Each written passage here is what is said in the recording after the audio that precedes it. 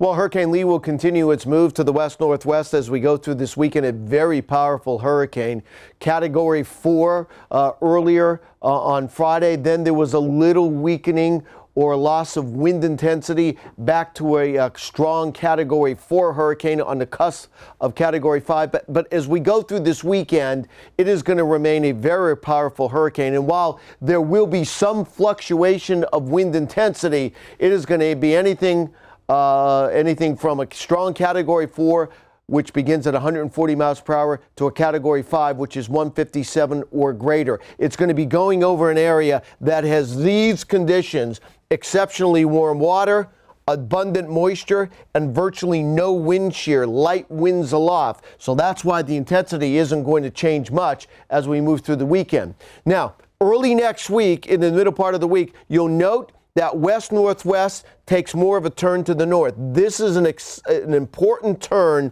for southeastern North Carolina and Florida, because with that turn to the north, we can eliminate you from getting any wind or rain from this hurricane. Do keep in mind right now that Hurricane Lee is a very compact storm. It's not very large, all right? So we're going to eliminate you. You're in the clear in this area as we head into next week. Myrtle Beach, I think Wilmington, all the way down toward Miami. There will be rough surf and there's going to be rip currents. That's going to be the big story along the East Coast if Lee stays out to sea. It'll be the rip currents and the rough seas. That'll be a problem up and down the eastern seaboard next week. The best place is not in the water next week because conditions are going to be rough. All right, the question is what happened as we get to the end of the week? This scenario that we've drawn for you, did this 3 days ago, is still correct. What's steering Lee is this high pressure system and this trough. We've been focusing on this trough or this dip in the jet stream all week, and there's a number of scenarios, and it can get very complicated. Also, the speed of which the speed at which that Lee is moving also plays into this. But let's say the speed remains generally the same. Then what we're focusing on is this trough. If it's weak, fast moving, and it comes into the eastern United States, then guess what? Lee's going to go out to sea. It'll be steered out to sea, probably even east of Nova Scotia and Newfoundland as we get toward late next week into the upcoming weekend. That is a possibility. I am still concerned, and we are still concerned, that we're not sure that this is 100%. We could see the other scenario, that is the trough, let's say, is a little deeper, a little stronger, and a little farther west. Then you're going to be drawing Lee in toward the coastal part of the United States. The area that in this scenario would have some risk for rain and wind from Lee, not a landfall, but rain and wind from Lee, would be from the Outer Banks of North Carolina all the way up toward Nova Scotia and even Newfoundland.